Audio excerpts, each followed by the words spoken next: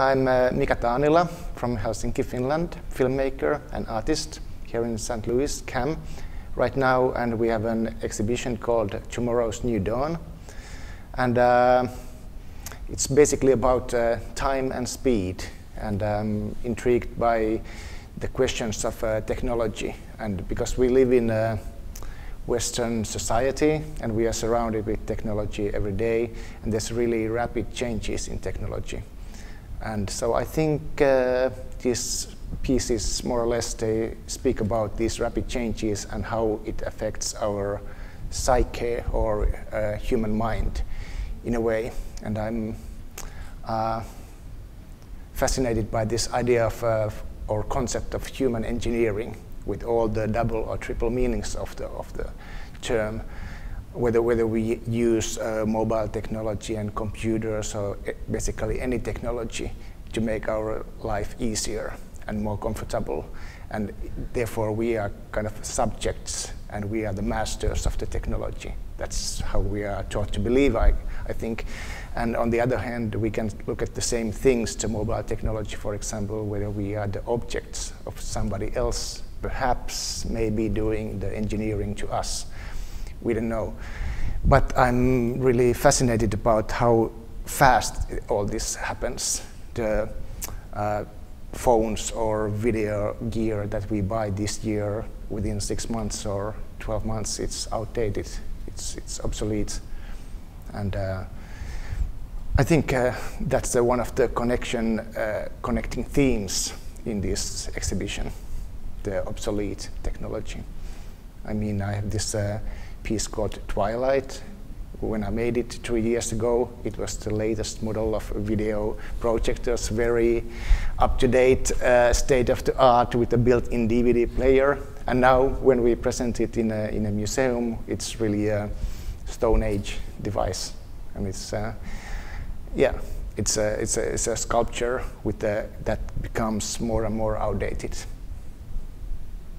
Actually, the footage in Twilight is kind of like reverse engineering with these animals too. It's the same idea, but these laboratory specimens, these toads, as opposed to us as individuals, but they are also undergoing this kind of testing, or this technology is applied to them, which in turn impacts their behavior and their own lifespan, right? And their internal makeup, in the same way that technology impacts us and kind of dictates our behavior. Yeah. And Twilight is a very slow piece. It has, I think, the hopefully meditative quality, and it's happening very at slow pace, and it's about observation, but it's a little bit, in a nice way, also mystery to me. It's what I like to call science noir. It's maybe the unknown, the subliminal, the invisible. And I don't know, now seeing the piece here while doing the setup, I came to think that maybe it also can be seen as a portrait of an artist. And I don't know if it's a self-portrait, but it can be a metaphor for an artist at work, looking and observing, trying to pick up specific ideas to nurture. I'm actually curious about the two projectors and the doubling of the image. Why everything is a pair? Can you talk a little bit about the formal installation and the aesthetic choices you made with that piece? So Twilight is a double projection with two projectors that are moving very, very slowly. So it has this dualist approach to material. And it's like basically all my other works here, it's documentary based. So I think it has this double layers of the real world and the fantasy world. The real everyday world we are observing with a technological device, with a surveillance camera in this sense, and also our mind, the subliminal, the unknown, and maybe the mysterious as well.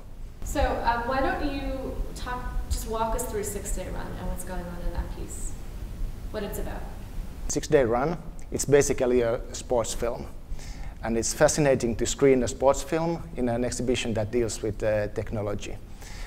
I think most of the runners who take part in this annual race, they want to really clear their mind to get rid of technology and to be very pure with their physical body and try to be very aesthetic in everything. And that's a kind of extreme experience or extreme thing to do, to really try to sleep very little and run for 6 days. And then to make yourself,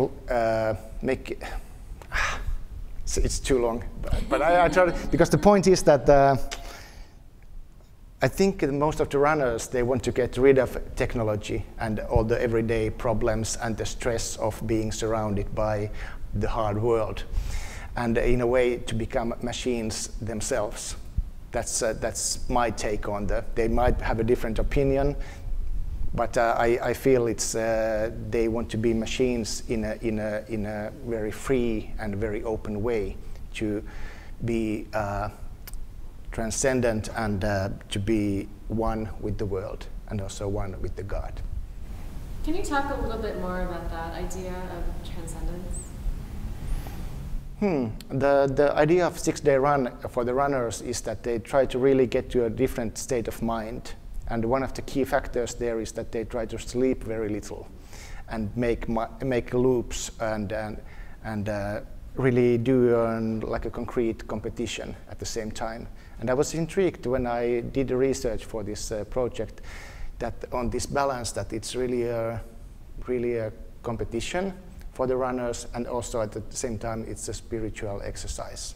So these two worlds, once again, this dualist thing, that it's very hard, concrete, our stressful life, and then something on a totally different layer. And I think, for example, for Asprey Hanal, what he does is that he practices basically every day for this race, and it takes place once a year. So basically, it's a question of lifestyle. And we named this exhibition Tomorrow's New Dawn.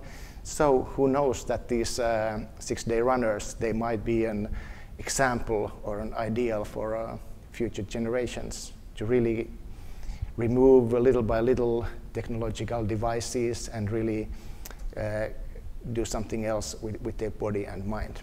Theme throughout your work of an obsolescence has to do with, the limits of technological progress, or how progress ceases to be. It can very quickly become retroactive or retrospective. Rather than looking forward, it becomes our way of looking back. Yeah, it's a theme throughout the works in the show.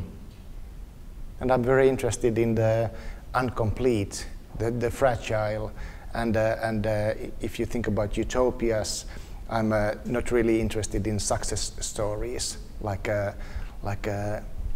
complete whole stories, but I'm interested in the ideas and also the collapse or possible falling down. And with the very long time span, for example, 6-day run, I'm interested in the fragile human, how he or she is putting himself to the absolute limits, and what happens after that.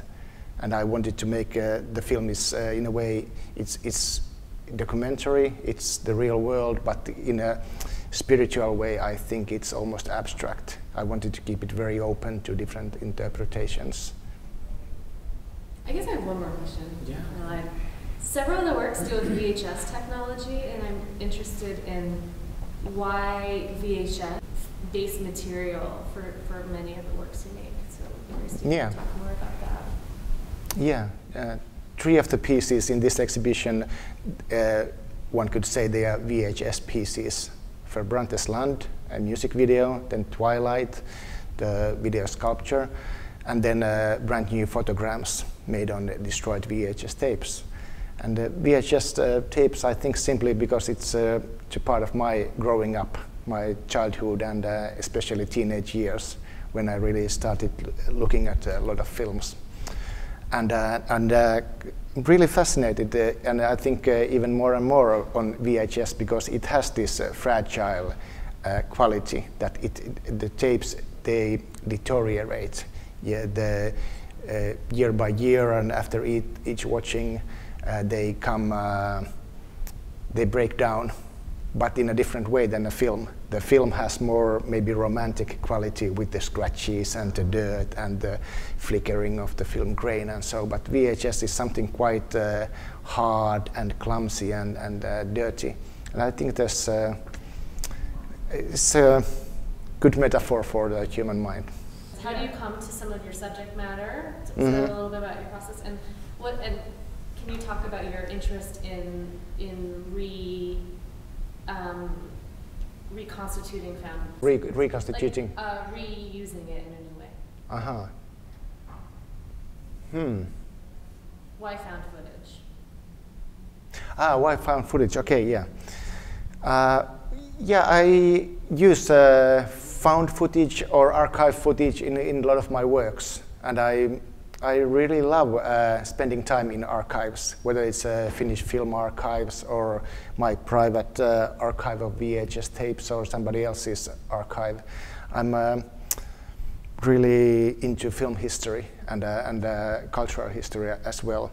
But I think the actual reason why I use a lot of found footage in my films is that I simply find it so beautiful, and the idea that taking something, let's say in this case, a scientific laboratory footage of the frogs and putting it in a different context, I think there's a resonance or clash that creates something interesting, and it's almost like you could watch scientific footage like an automatic surrealist writing. That it can be very boring as such, but if you do a little construction and make a shape for it, then it can start to have another life.